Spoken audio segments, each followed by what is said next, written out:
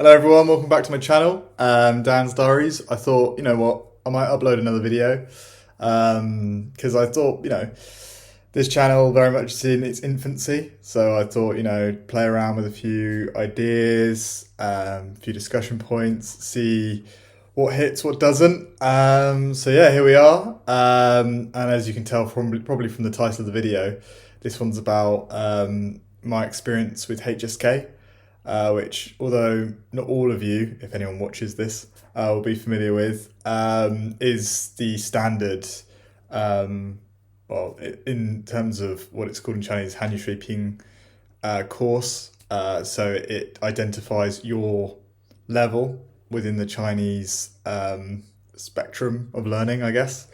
So it's for foreigners who are learning Chinese, and a lot of people go into it. And I'm here to, if you're considering going to HSK or you're currently doing HSK, just to talk about my experience. I'm currently HSK 5, so I started that a few months ago now. So I'm a few lessons in. So I thought I would talk about my experience throughout each of the levels. So HSK 5, I believe, once completed, which takes a while, gets you to around B2 C1 level in the CEFR language proficiency level stage, I guess you can call it. So it's a pretty decent level. A lot of people believe it's around about working proficient, and any application for a visa in China, it's points based apparently, and HSK level 4 and above is considered very good and carries quite a few points. So let's get into the video, and I'm going to start with HSK 1. We're starting off on HSK 1. This level very much is survival Chinese, and I actually think that a lot of people who live in China, who are obviously from abroad, working or staying for an extended period of time, should probably learn HSK 1, as it's very good for just getting by, and teaches you all the keywords, how to order things, and just get by. Not necessarily deeper, meaningful conversations, because it is still quite basic.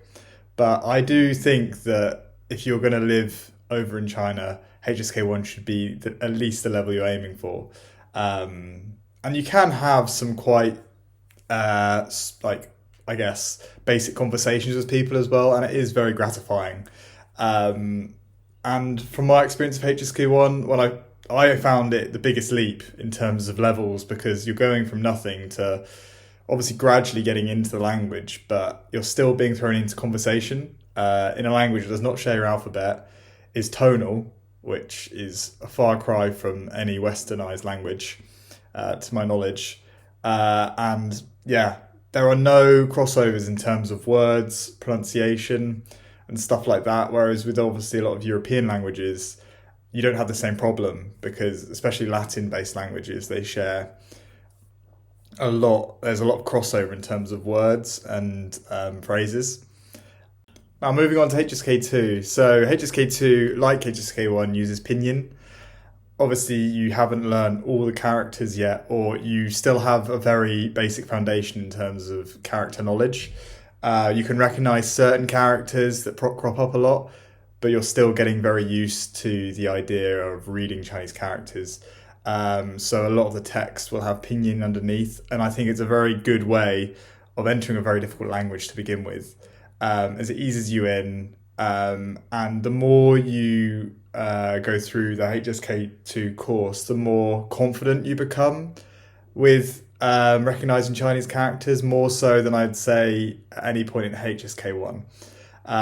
So HSK 2 compared to HSK 1 has 300 words, whereas HSK 1 had 150. So it does double up in the amount of vocabulary you learn. But I found that with HSK 2, the topics were quite interesting. You do get a sense of real progress, which you can get with HSK 1, but HSK 2 really is breaking into it is a new level, but breaking into a new train of thought. And you do become more confident in terms of very basic conversation. But HSK 2 really I started to gather momentum a little bit.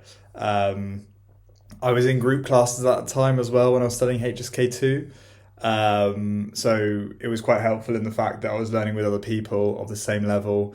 The teacher was very supportive, and because I was living out there at the time, I really started to see the difference in terms of conversing with Chinese people, which was great to see. Um, but you're still quite far off feeling very comfortable just on your own navigating the language. So you're still, I would say HSK2 is still with its stabilizers, still a good level, but you're gradually gaining that confidence up. And as I said, characters start to become more familiar, and you might start to be able to read certain characters on signs or in shops, which is greatly gratifying if you're interested in developing Chinese. So moving on now to HSK3. So HSK2, as mentioned, had around 300 words, whereas HSK3 now doubles up to 600. So you're starting to see that every time it doubles up the amount of words to learn. HSK3 really is when you're starting to get into the gritty details of conversing with a fair degree of confidence. HSK2 is very good at getting you more familiar with the characters and stuff, whereas HSK3 really is kind of letting you out in the wild. And obviously you'll make mistakes, as everyone does, when it comes to speaking and stuff like that, whereas now you're starting to read things and becoming less dependent on pinyin, which for me, I found that HSK3 was my milestone when I was learning Chinese, because things started to click a lot more, especially grammar points that I'd learned in HSK1 and HSK2 started to really fit together on top of the grammar points you learn in HSK3, and they became more seamless in my speech. It's not to say that it was without mistakes, but HSK3 really is when you're starting to gather momentum. I read a study actually that a lot of people drop off from HSK1 to HSK2. Quite a few go on to HSK3, but this is when you start to see more of a sharp decline in learners, because this really is the point where you have to be persistent with your learning.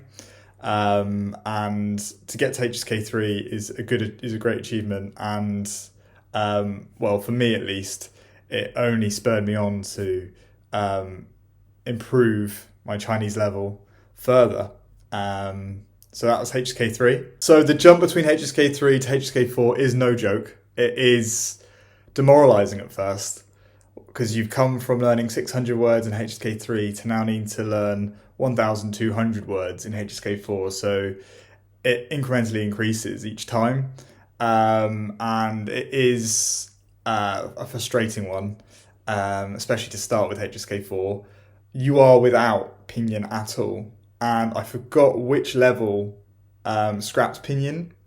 I feel like it might have been the tail end of HSK3, but HSK4, there is no pinyin. You are solely reliant on reading the characters. But after HSK1, HSK2, HSK3, you should now be in a position where you do feel a little bit more comfortable reading. But I would say the first few lessons of HSK4 are a real struggle.